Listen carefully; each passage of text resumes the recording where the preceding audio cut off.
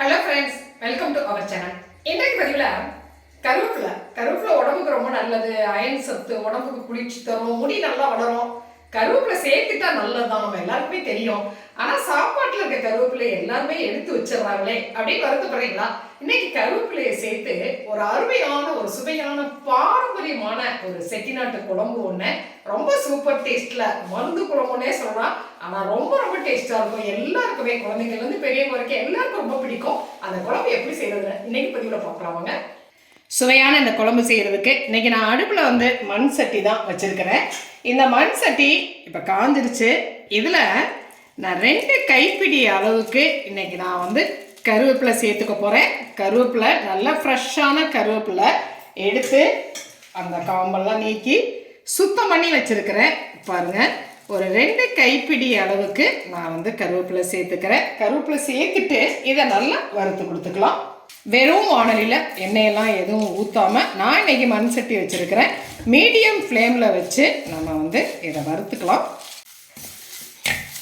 பாருங்கள், ஒரு 5 நிமிஷம் அளவுக்கு நான் வதக்கிட்டேன். அது ஒரு கலக்கலன்னு ஒரு சவுண்டு வர்ற அளவுக்கு நாம் கருவேப்பிலையை வதக்கியாச்சு. இந்த ஸ்டேஜில் நம்ம அடுப்பை ஆஃப் பண்ணிடலாம்.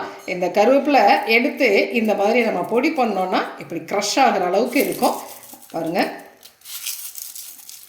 இந்த ஸ்டேஜில் நம்ம இந்த கருவேப்பிலை அடுப்பை ஆஃப் பண்ணிவிட்டு இதை ஒரு மிக்சி ஜாரில் பொடியை கட் பண்ணிக்கலாம்.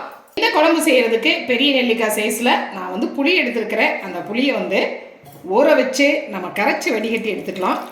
குழம்பு தாளிக்கிறதுக்கு அடுப்பில் பேன் வச்சுருக்கிறேன். மண் சட்டி தான் வச்சுருக்கிறேன். இதில் நான் 3 டேபிள் ஸ்பூன் அளவுக்கு நல்லெண்ணெய் சேர்த்துக்கிறேன். எந்த எண்ணெய் வேணாலும் சேர்த்துக்கலாம். ஆனால் நல்லெண்ணெய் சேர்த்தும் பொழுது குழம்பு நல்லா டேஸ்ட்டாக இருக்கும். ஒரு 4 நாள் ஆனாலும் அப்படியே கெட்டு போகாமல் இருக்கும். அதனால் நான் நல்லெண்ணெய் சேர்த்துருக்கிறேன். எண்ணெய் காயட்டும். எண்ணெய் காஞ்சிருச்சு. இதில் 1 டீஸ்பூன் அளவுக்கு கடுகு சேர்த்துக்கிறேன். 1 டீஸ்பூன் அளவுக்கு ஜீரகம் சேர்த்துக்கிறேன்.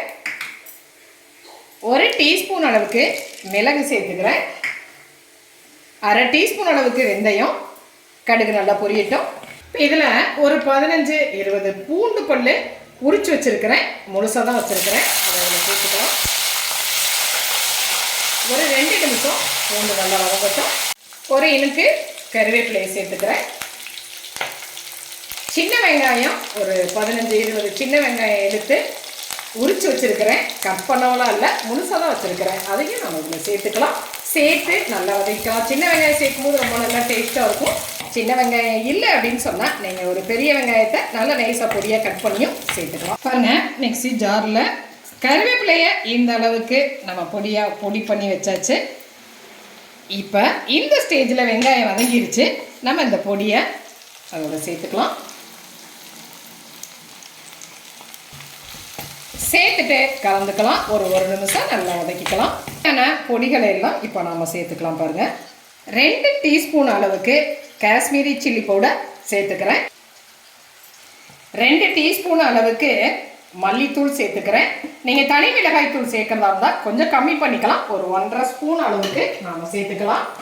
1/2 டீஸ்பூன் அளவுக்கு மஞ்சள் தூள் சேர்த்துக்கிறேன். சேர்த்துட்டு நல்லா கலந்துக்கலாம். இதுக்கு சின்ன சைஸில் தான் ஒரு 4 தக்காளி பழம் எடுத்துருக்கிறேன். இந்த 4 தக்காளி பழத்தை கட் பண்ணி மிக்ஸி ஜாரில் சேர்த்து ஒரு நைஸாக பேஸ்ட் பண்ணிட்டு வந்துடலாம். அரைச்சி வச்சுருக்க தக்காளி பேஸ்ட்டை சேர்த்துக்கலாம். சேர்த்துட்டு வதக்கிக்கலாம். இதோட கொஞ்சமாக ஒரு 1/4 கப் அளவுக்கு தண்ணி சேர்க்குறேன். தண்ணி சேர்த்து கலந்து விட்டுட்டு நல்லா கொதிக்கட்டும். நம்ம ஊற வச்சிருக்கிற அந்த புளியை கரைச்சி வடிகட்டியாச்சு. அந்த புளி தண்ணியை இதோட ஆட் பண்ணிக்கலாம். ஆட் பண்ணிவிட்டு கலந்து விட்டுடலாம். இந்த ஸ்டேஜில் தேவையான உப்பு சேர்த்துக்கிறேன். கல்லுப்பு தான் சேர்த்துருக்கிறேன். சேர்த்து கலந்து விட்டுட்டு ஒரு 5 நிமிஷம் இந்த குழம்ப நல்லா கொதிக்க விடலாம். போட்டு எடுத்துருங்க. பாருங்கள், எண்ணெயெல்லாம் பிரிஞ்சு குழம்பு அழகாக வெந்து ரெடி ஆயிடுச்சு இல்லையா? இப்போ இந்த ஸ்டேஜில் ஃபைனலாக 1 டேபிள் ஸ்பூன் அளவுக்கு வெல்லம் தட்டி வச்சுருக்கிறேன். அதை நான் சேர்த்துக்கிறேன். இது ஆப்ஷன் தான். நீங்கள் பிடிக்கல அப்படின்னு சொன்னால் விட்டுடலாம். ஆனால் சேர்க்கும் பொழுது ஒரு நல்ல டேஸ்ட்டு கிடைக்குங்க. அதுக்காகத்தான் சேர்த்து கலந்து விட்டுட்டு ஒரு நிமிஷம் கொதிச்சோடனே நம்ம அடுப்பு ஆஃப் பண்ணிடலாம். ஃபைனலாக நம்மளுடைய குழம்பு நல்லா சூப்பராக கொதிச்சு ரெடி ஆயிடுச்சு. இதில் நான் ஒரு இனுக்கு கருவேப்பிலையை சேர்த்துக்கிறேன்.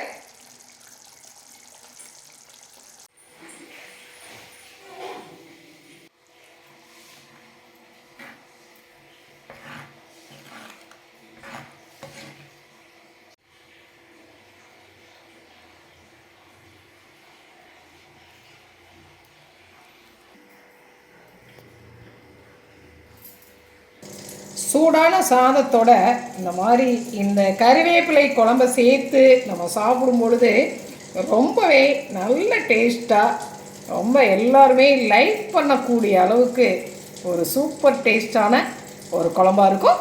செஞ்சு சாப்பிட்டு பாருங்கள். சுவையான நம்மளுடைய அருமையான அந்த கறிவேப்பிலை குழம்பு ரொம்ப பாரம்பரிய முறைப்படி ரொம்ப சிம்பிளாக ரொம்ப குயிக்காக செஞ்சிடலாங்க. கொஞ்சம் கருவேப்பிலை கிடைச்சிச்சுன்னா போதும், வேற ஒன்றும் இல்லை. அந்த கருவேப்பிலையை சேர்த்து ஒரு அருமையான ஒரு மருந்து குழம்பாவே நம்ம இதை செஞ்சுருக்கிறோம். ரொம்ப சூப்பர் டேஸ்ட்டாக இருக்கும். செஞ்சு பார்த்துட்டு உங்களுடைய கமெண்ட்டை சொல்லுங்க. இந்த பதிவு உங்களுக்கு பிடிச்சிருந்துச்சு அப்படின்னா சப்ஸ்கிரைப் பண்ண மறக்காதீங்க. லைக் பண்ணுங்க, கமெண்ட் பண்ணுங்க, ஷேர் பண்ணுங்க. மற்றொரு பதிவில் உங்களை மறுபடியும் சந்திக்கிறேன். நன்றி.